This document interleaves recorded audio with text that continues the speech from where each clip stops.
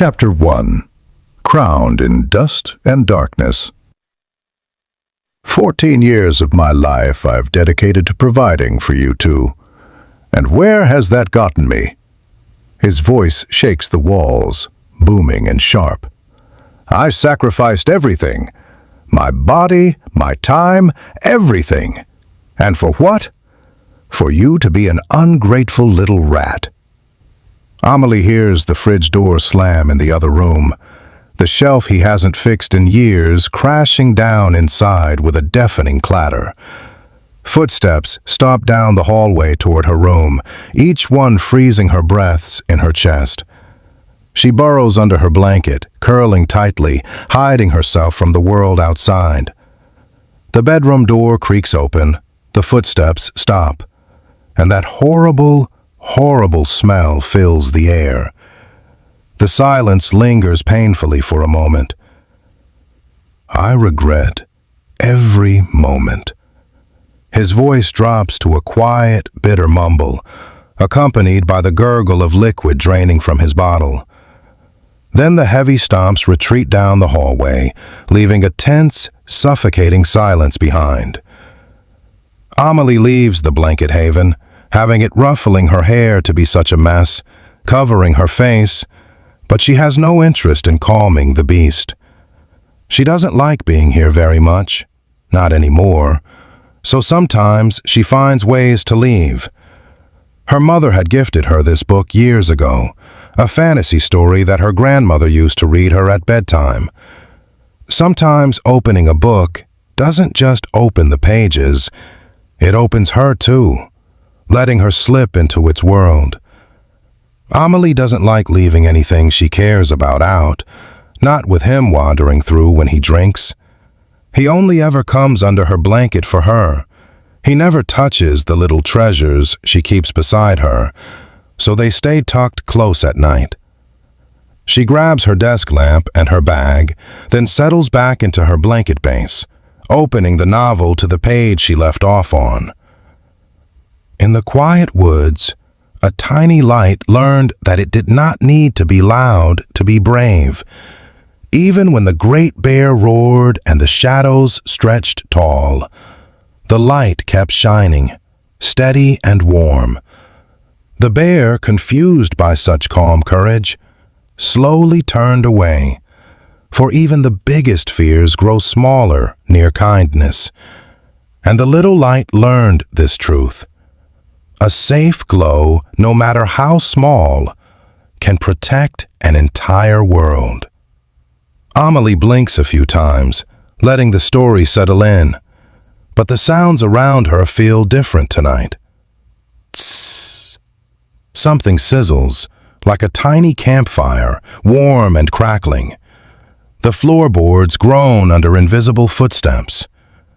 Maybe it's him, creeping around, Amelie thinks, and her stomach twists. The wind outside huffs hard against the window, rattling the panes. She hugs her blanket closer, peeking out just a little to see, though she doesn't dare move too much. The shapes around her are all wrong. Tall shelves, stacks of books, torches flickering far above. Her eyes widen, and she yanks the blanket back over her head, heart thumping and breaths stuttered. Her shaking hands turn blue as she grips the blanket tightly, slowly dragging it down to sneak peeks again. Very tall, ancient shelves rise all around her, packed with thousands of dusty books. The wooden floor is cracked and broken, holes everywhere, nails poking up like tiny traps. Torches line the walls, their flames strong but flickering, fighting to stay alive under thick spider webs that hang from every corner. Chandeliers dangle from the ceiling, swinging slightly as if tired, their light barely reaching the far corners of the room. On the ground lies only her blanket, her pillow, her light, and her bag. Her mother's gift still tucked safely inside. The torches barely light the room. Shadows hug the corners, and she can't help but wonder if something might jump out and grab her. She clicks her lamp on. The light flickers, weak and struggling, but steady enough to see. Her hand glides over the nearest books, brushing off thick layers of dust. A tiny cough escapes her, and she freezes, waiting for any sound to answer back. She leans closer to the shelf and squints at the letters. "The Whispering Woods," she whispers, tilting her hand. "The Clockmaker's Secret." Another shelf, another set of words, gold and curling in the torchlight. "His flesh wasn't worthy." Her voice reads the title, barely louder than a sigh. Then her eyes light up, spotting another fantasy novel she has never seen before. She reaches carefully, brushing the thick dust from the cover. "This one. I can read this one," she murmurs, hugging it close to her chest, heart thumping with a mix of fear and excitement. Maple and the Magical Glade. The title disappears into her bag.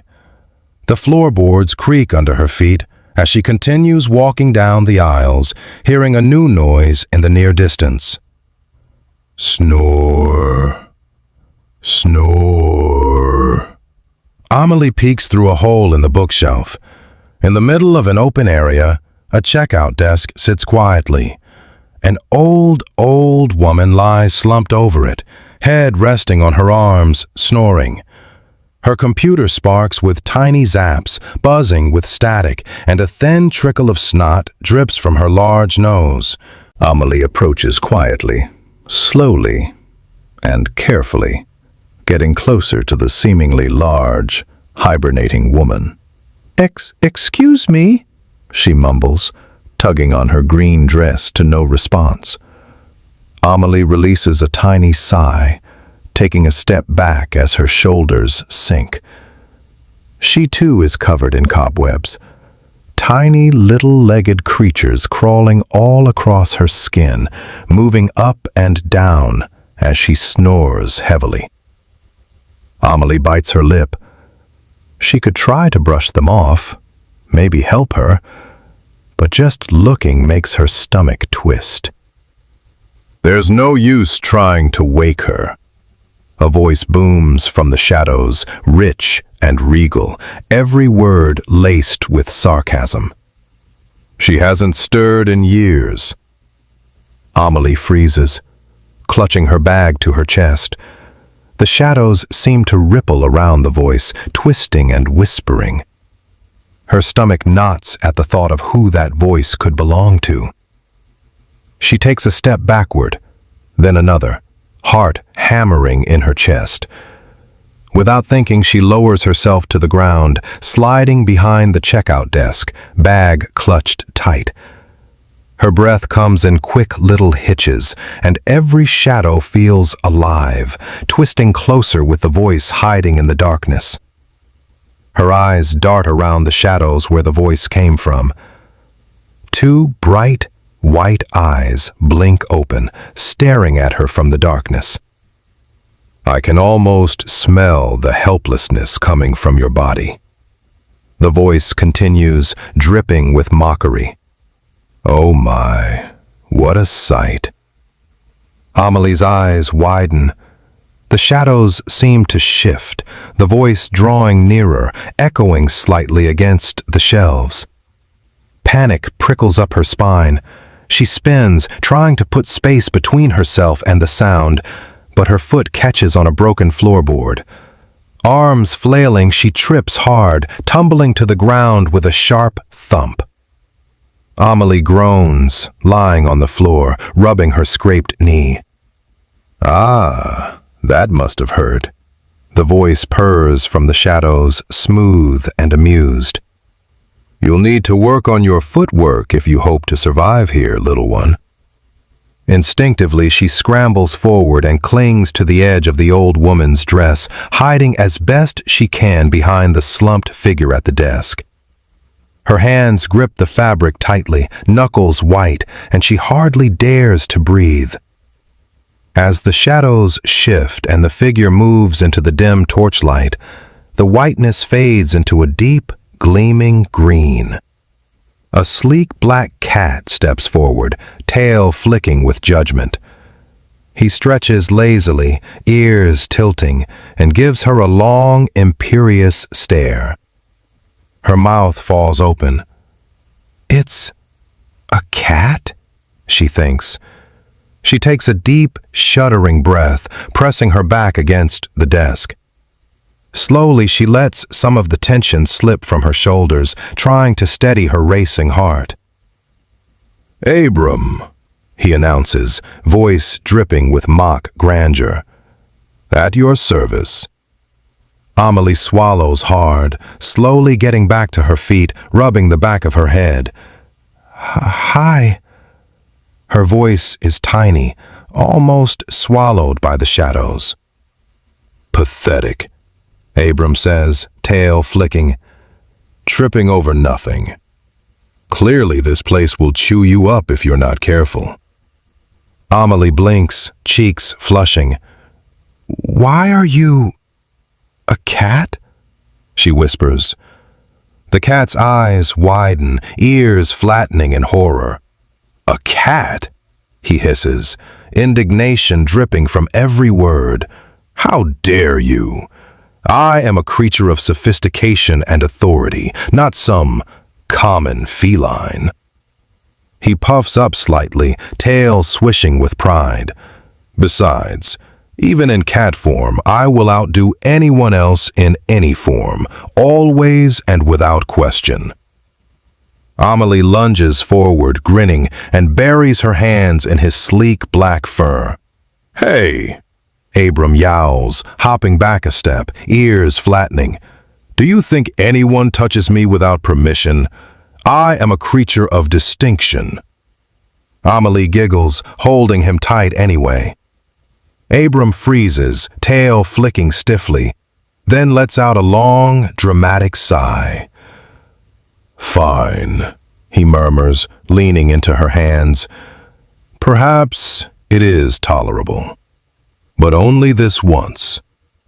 Her laughter bubbles over as she pets him again, feeling the warmth of his fur and forgetting for just a moment the strange library around them.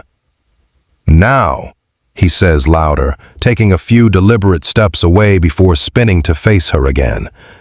"If you plan on surviving here, you need to learn a few things." Amelie stays on her knees, leaning up slightly, hands resting in her lap. She watches him closely, eyes wide and ears tuned to every word. "Rule 1, he announces, voice dripping with grandeur. "When I am bathing myself from the filth of this place, you must, and I mean must, leave me alone." He closes his eyes, tilting his head up with all the dignity of a king. "And you," he continues, opening one eye to glance at her, "should bathe yourself as well. Look at you. Your hair is a mess, and your dress hasn't been straightened in God knows how long." "Okay," she mumbles, brushing some of the dust from the hem of her white dress. Her fingers tremble a little from the ridiculousness of being scolded by a cat. "Rule 2.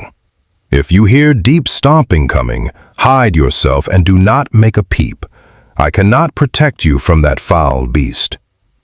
"A beast?" Yes, I've deemed it. "The Crypt Walker," he intones, voice dropping deep at the name. "A huge, evil creature that will tear you limb from limb within seconds of finding you. Do not let it find you, little one." Amelie's eyes go wide, and her hands clutch her bag tighter. Her stomach twists as she imagines the monstrous thing, heart hammering in her chest. "Where are we?"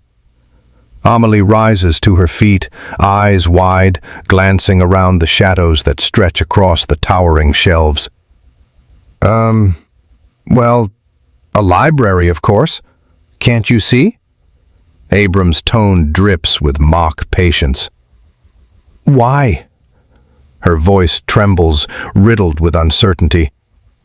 "How?" "Doesn't matter. We're here now, so we must make do with what we have. The cat jumps gracefully onto the desk, tucking his tail neatly around his paws, settling with all the dignity of a king. Amelie watches him settle on the desk, tail curled neatly, every movement dripping with authority. And yet, she can tell.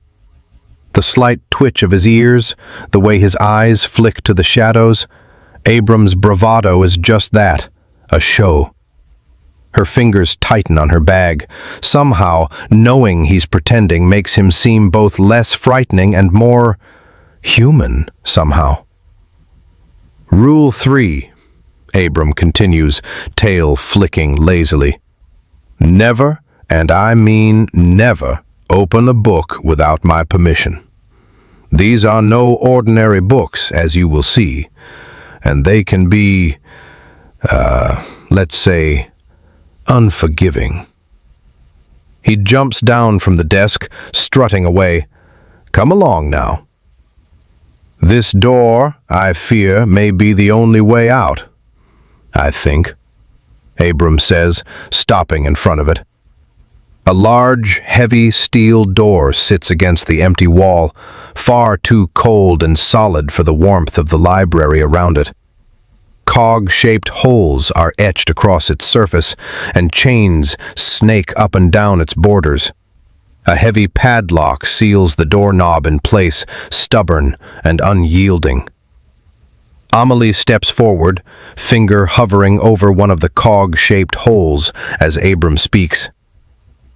I've seen some of those circle shapes in books I've entered, and I think to gain them we have to find the right worlds. Ow! She jerks back, blood welling from her finger where the cog cut her. Be careful, little one. Oh boy, this is going to be much harder than I anticipated. Are you okay? Abram's tail twitches anxiously.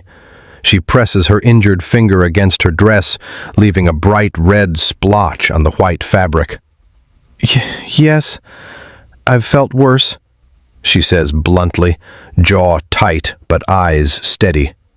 Shh, Abram hisses, eyes scanning the shadows of the library.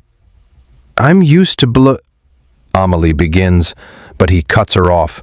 Quiet, girl, he snaps in an urgent whisper, tail bristling. A distant pitter-patter echoes through the library, quickly turning into metallic clanging, scraping and carving into the wood as it draws closer. One step becomes 2, then 8, as dozens of spindly legs come into view. Down! Abram hisses, pressing himself against her side. They both duck behind a pile of books, hearts hammering. The creature's head looms impossibly high, connected to a shadowed body that manages to remain mostly hidden. Its eyes are empty voids, and atop its head perches a tattered top hat that belonged to some long-forgotten person. Sharp white teeth gleam as it surveys the library, moving with an unnatural, deliberate grace. Amelie presses herself against the pile of books, heart hammering so hard she can barely breathe. Her fingers clutch her bag, knuckles white, and her eyes keep darting toward the shadowed shape of the creature. Every metallic scrape and clatter twists her stomach into knots. Abram notices the tremble in her hands. Slowly, carefully, he lifts a paw and rests it over hers. The touch is light but steady, grounding her. She swallows, drawing in a shaky breath, feeling a flicker of courage amid the fear. The creature vanishes into the endless maze of bookshelves, leaving toppled shelves and splintered floorboards in its wake. Dust hangs thick in the air, and the echoes of its many legs fade, but it's impossible to tell how far away it has gone. Abram moves his paw and stalks a few steps away. Have some dignity, princess. Up, he shouts, chin lifted high. Princess? Amelie gasps, the surprise making her forget for a moment the fear from earlier. "Yes, princess. I am royalty, a prince from the Al-Hadir family, and I would never taint my reputation by being around common folk." Abram's voice booms through the shelves. "So you will be an honorary princess. For now." "Whoa." Amelie straightens, chest swelling a little as confidence flares. "Don't get your head too big now, girl. It's only temporary," he adds, tail flicking imperiously. Amelie stands and curtsies in her dress, giggling. "That's okay. But who's that?" She points toward a large man slumped against the wall in the corner. "Oh." Abram pads over, resting a paw lightly on the man's boots with an exaggerated sigh. This was Urvid, I suppose." The man snores loudly, much like the librarian had, sprawled against the wall in a faded blue janitor's uniform. His thinning hair barely covers his scalp, and his balding head gleams faintly in the torchlight. "Oh, wow.